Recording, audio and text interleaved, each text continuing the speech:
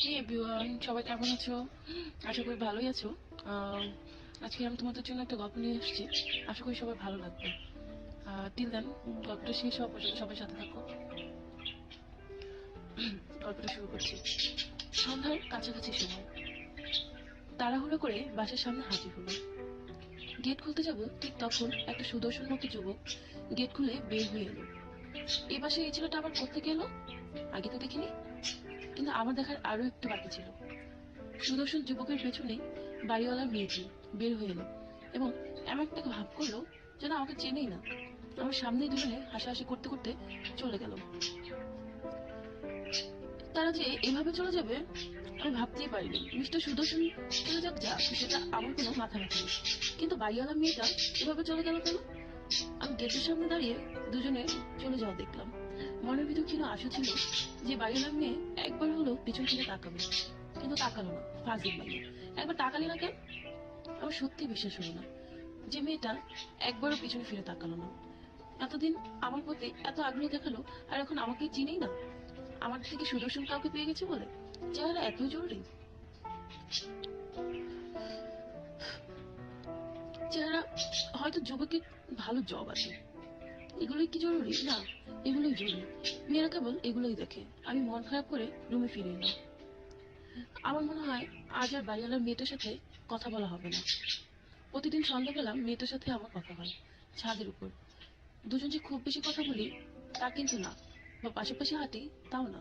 মেয়েটা কখনো এক জায়গায় বসে না, ছাদের এক মাথা থেকে আরেক মাথা পর্যন্ত হাঁটাহাঁটি করে। কোনো সময় দাঁড়িয়ে থাকে, কোনো সময় মেয়েটির পাশাপাশি হাঁটে।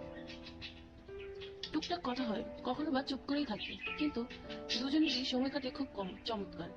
আমি ঠিক এই সময়টার জন্য তাড়াহুড়ো করে আসছিলাম, কিন্তু এখন মনে হয় আর এসে লাভ নেই। বাড়িওয়ালা মেয়েটি আজ মনে হয় আর আসবে না। সময় কাটানোর জন্য আমার থেকে ভালো কাউকে পেয়ে গেছে। ঘরের ভিতরে বসে পুরো সন্ধ্যা কাটিয়ে দিলাম। পুরো 2 দিন তার কোনো খবর নেই। 3 দিনের দিন তার সাথে দেখা হলো সকাল দিকে। ক্যাম্পাসে যাচ্ছিল। কোথায় যাচ্ছেন পিছনে তাকিয়ে দেখি তিনি হাজির, হাসি মুখে আমার দিকে তাকিয়ে আছে। ক্যাম্পাসে যেতেই হবে। আমার একটু নিউ মার্কেটে যাওয়ার দরকার ছিল। স্পষ্ট ইঙ্গিত তার সাথে। না, আমি আর ফাঁদে পা দিব না। আর না, অনেক হয়েছে। বললাম আমি যাব না। মেয়েটির মুখ একটু কালো হয়ে গেল। আমি আবার বললাম, আপনি সেদিনকার সুদর্শন যুবকের সাথে যান, আমার কাজ আছে। আমি আর দাঁড়ালাম না। এই মেয়ের পেছনে ঘুরে আর লাভ নেই। সারা বছর আমার সাথে টাঙ্কি মারবে আর সময় হলে অন্যজনের হাত ধরে চলে যাবে। মেয়েটি নিশ্চয়ই আমার কাছ থেকে এই কথাটা আশা করেনি। না করুক, মেয়েদের সবার অনুযায়ী কাজ করার কোনো মানেই নেই। বিকেলবেলা ক্যাম্পাস থেকে ফিরছি, গেট দিয়ে ঢুকতে যাবো, সেই ফাজিল সুদর্শনের সাথে আবার দেখা হয়ে গেল। ওই দিনের মতোই প্রথমে সুদর্শন যুবক বের হলো, তারপর বাড়িওয়ালার মেয়েটি। কিন্তু আজকে বাড়িওয়ালার মেয়ের পর আরো একটা মেয়ে বের হলো। আমি কেন জানি দুজনের চেহারার ভিতর খুব মিল খুঁজে পেলাম। বললো তো দুজন। আমার মুখের কথা মুখে রয়ে গেল। বাড়িওয়ালার মেয়েটি বললো, আপু তাহলে তোরা যা, তাড়াতাড়ি আসবি। তারপর সুদর্শন যুবকের দিকে তাকিয়ে বললো, দুলা ভাই আমি গিফট কিন্তু চাই, তা না হলে কিন্তু আজকে ঘরে ঢুকতে দেবো না তোমাকে। আমি তাকিয়ে রইলাম মেয়েটির দিকে। আপু আর দুলা ভাই রিক্সায় উঠে চলে গেল। বাড়িওয়ালার মেয়েটি এবার আমার দিকে একটু তাকিয়ে উপরে উঠে গেল। হায় হায়, আমি কি করেছি? যদিও জানি যে মেয়েটা আসবে না, তবুও ক্ষীণ আশা নিয়ে ছাদে হাজির হলাম সন্ধ্যাবেলা। মেয়েটা কি আসবে? মেয়েদের মন তো একটু নরম হয়, আমার উপর রাগ করে থাকবে, কিন্তু মনে হয় আসবে। আমি অপেক্ষা করেই রইলাম। ঠিক যখন মনে হলো মেয়েটা আর আসবে না, তখনই মেয়েটা ছাদে পা রাখলো, কিন্তু আমার দিকে এলো না। ছাদের অন্য কর্নারে গিয়ে দাঁড়ালো। আমিও কিছুক্ষণ দাঁড়িয়ে রইলাম। তারপর মেয়েটা থেকে হেঁটে গেলাম। আচ্ছা, আজ মেয়েটার হাত যদি ধরি? চট করে হাত ধরলে মেয়েটা একটু চমকাবে। আমি ঠিক মেয়েটার পাশে গিয়েই দাঁড়াই, আর একটু কাছে। এই তো, হাত বাড়ালে হাত ছোঁয়া যাবে। ধরবো নাকি?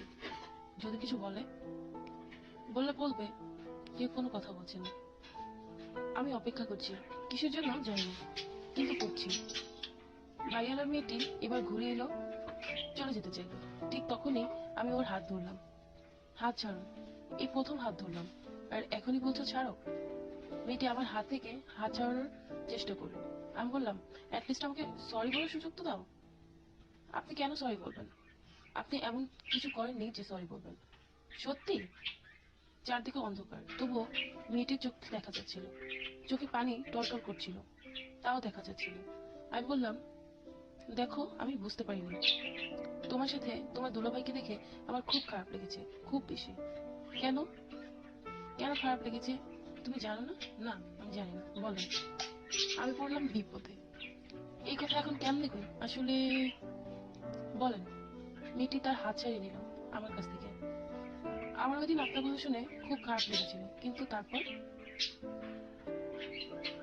আমি একটু আশার আলো দেখতে পেলাম। বললাম, তারপর? তারপর বুঝলাম আপনি কেন রাগ করেছেন। তারপর আর মন খারাপ করে থাকিনি, যে কারোই মন খারাপ করে থাকতো। সত্যি, তবে খারাপ লেগেছে আপনার ওই দিনের কথা শুনে। আপনি আমাকে একবার জিজ্ঞেস করতে পারতেন না? পারতাম। সরি। মেয়েটি হেসে দিল, তারপর বললো, আর যেন না হয়। হবে না তো? আমি কানে ধরলাম, আর হবে না। হে ভিউয়ার্স, আমার গল্পটি যদি তোমাদের ভালো লেগে থাকে, তোমরা অবশ্যই অবশ্যই আমার চ্যানেলটিকে সাবস্ক্রাইব করবা, বেশি বেশি লাইক এন্ড কমেন্টস করবা, তাহলে আমি উৎসাহ পাবো নতুন নতুন তোমাদের জন্য আরো